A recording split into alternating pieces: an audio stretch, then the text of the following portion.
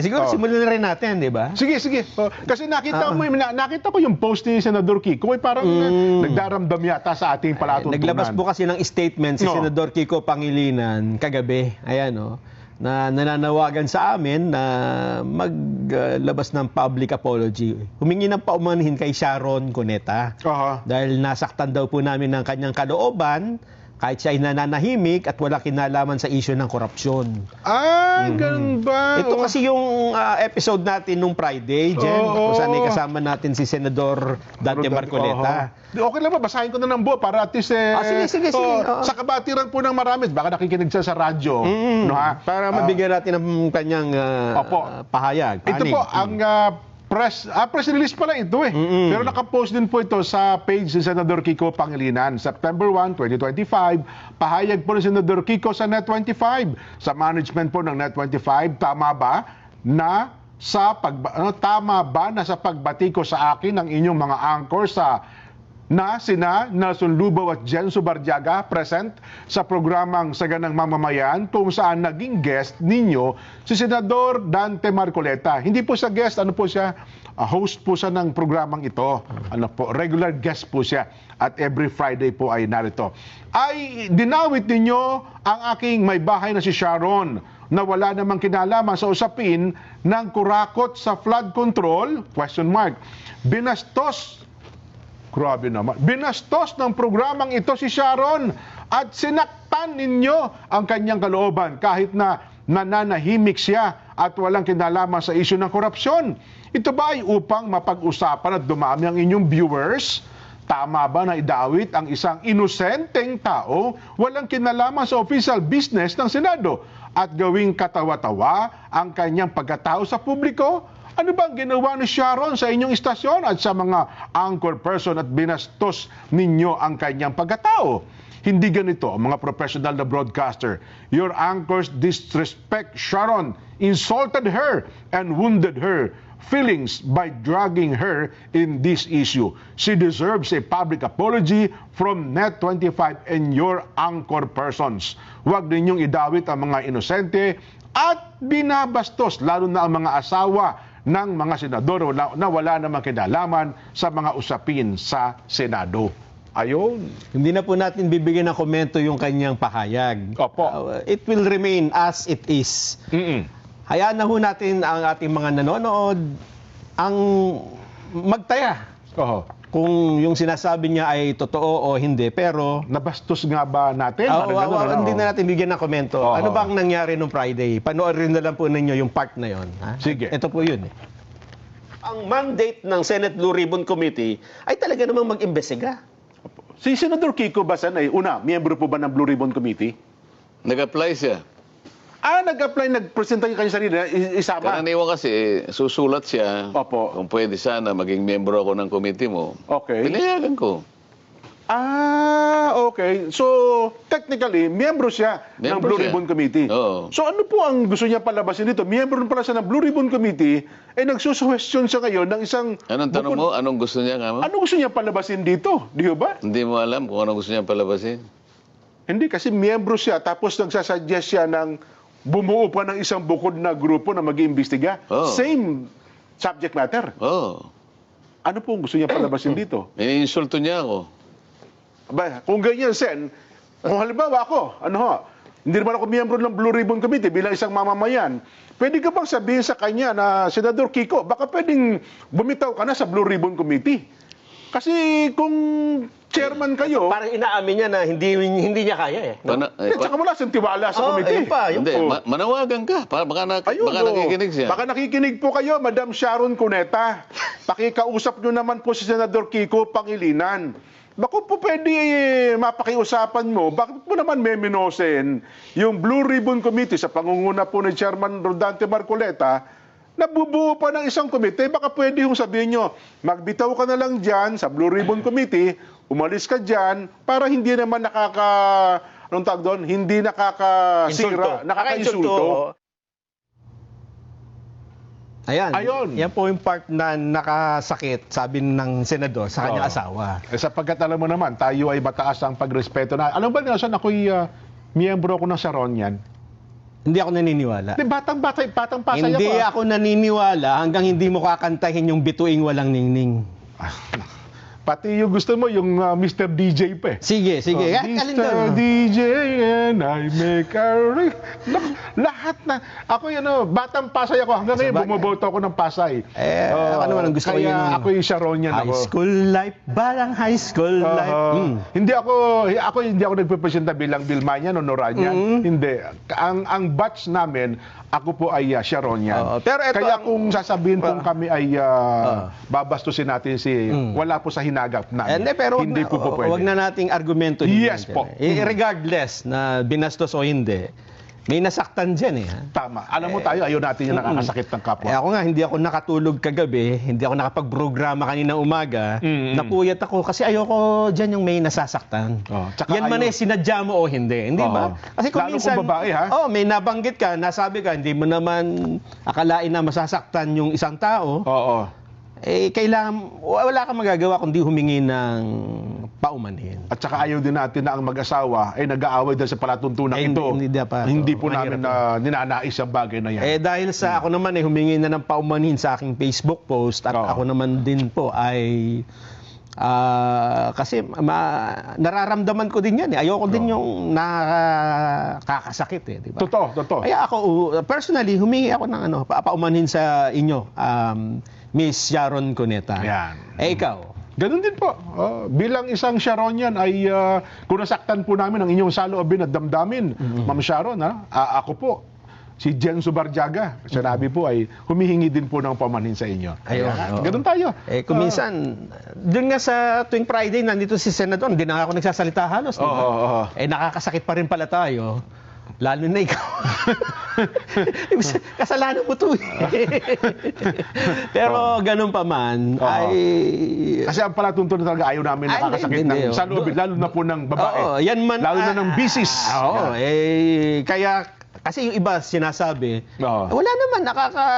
hindi man nakakabastos yun Hindi naman natin siya dinirag sa korupsyon. Wala namang kayo sinabing tungkol nanawagan ka lang, di ba? Yes. Regardless po, hindi na yun ang argumento eh. Ang punto dito, tanggapin na muna natin na ang sabi kasi nasaktan natin. Nakasakit tayo. At nabastos sa pakiramdam nila. Wala tayong magagawa. Yan ho talaga ang dapat feelings gawin. Feelings nila yun, Ginagalang at nirespeto natin. Kailangan mo talagang humingi ng ng paumanhin. Kaya sana po ay tanggapin nyo ang aming taos-pusong paghingi ng paumanhin. Pakapihin nyo po kami. Hihingi ka pa naman.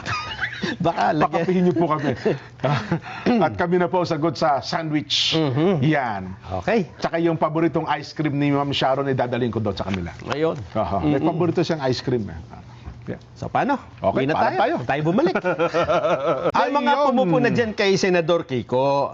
Kasi ang sabi nila, biglang isa na naman ang topic. Ang sabi nila, ang tagal-tagal mo ng senador. Ano naman ang nagawa mo sa agriculture, Senador Kiko? Di ba? Tapos ikaw na naman ang chairman ngayon? Ano naman ang gagawin mo dyan? May gagawin ka ba dyan sa...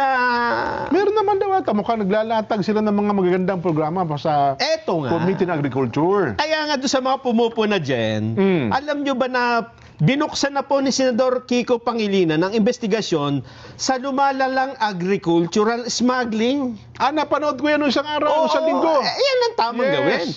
May layunin po na panagutin ang smuggler at profiteers na patuloy na nagpapalumpo sa magsasaka. Ang tindi kasi ng epekto ng smuggling dyan. Pumapatay yan sa ekonomiya at mismong mga magsasaka natin. Sa pahayag po niya, sinabi ni Senador Pangilinan, chairman po ng Senate Committee on Agriculture and Food Security, na nanganganib talaga ang food security ng bansa sa patuloy na pagbaliwala sa implementasyon ng anti-agricultural smuggling law. At pinatitingkad pa nito ang criminal networks na kumita na nagpapahirap sa bansa. Ayun. Para ho sa hindi nakakaalam, nakakadalawang public hearing na po itong Senate Committee on Agriculture, Food and Agrarian Reform. Kasama pa rito yung Committees on Ways and Means and Finance, Noon din Lunes, September 1, hindi lang po kasi ito nababalita dahil nga mas naging controversial yung flood control project. Oho. Pero ako dyan, bilang isang nakakaramdam ng damdamin ng mga magsasaka, Bilang isang magsasaka. suportado ko ito eh. Oo. Ituloy mo yan, Senador Kiko. Kailangan ng bayan ang seryoso talagang pagsusulong ng kapakanan ng mga magsasakang Pilipino. Oho. Tinulad pa nga niya ang problema sa flood control project. Kasi itong agriculture smuggling, napakatagal na rin pong problema. Kaya kung patuloy daw papayagan, Totoo yan. Bata pa raw si Adan eh. ganun ba? General Adan, hindi. Kung papayagan, Talaga smuggling na. na manatili itong mga smuggler na ito ng agricultural products, wala mong mangyayari sa agrikulturang Pilipino. Oho. Ayan no, maraming pagkakahalintulad ang paulit-ulit na pagbaha dito sa Metro Manila at ang krisis sa pagkain. Kasi tayo dyan, akala nila ay name-personal tayo, hindi eh. Kung tama ang sinasabi mo, kung yan, ikagaganda ng bayan, Oho. suportado ka namin, di ba? Totoo naman. Ayan, no, kaya ito, Kaya nga ako'y natutuwa sapagkat ang mga staff ng Senador Kiko'y nanonood sa atin eh. Di ba? Oo. Oo. Pagka natutuwa kami sana, nagpasalamat si Senador Kiko Pangilinan sa palatuntunan sa ganang Huwag mamamayan. lang sanang yung nasaktan lang. Ano? Alam mo, yung sabi, meron tayong kasabihan papuri sa dapat papurihan at puna sa dapat punahin. Oo. Ayan naman pagkakaiba namin. Hindi kami dun sa tao eh. Ay, wala. Kayo ay lahat ng gagawin nito puro tama at lahat ng kalaban nito, kalaban nyo rin, hindi kami ganyan. Diba? Ayan. Ako nga, pinahanap ko ito dahil ako'y naghahanap talaga ng mga dapat na gawin sa agrikultura. Totoo. At nakita namin meron eh. Ilabas natin. Bilang isang dating DA Secretary, di ba? Department of Agriculture Secretary.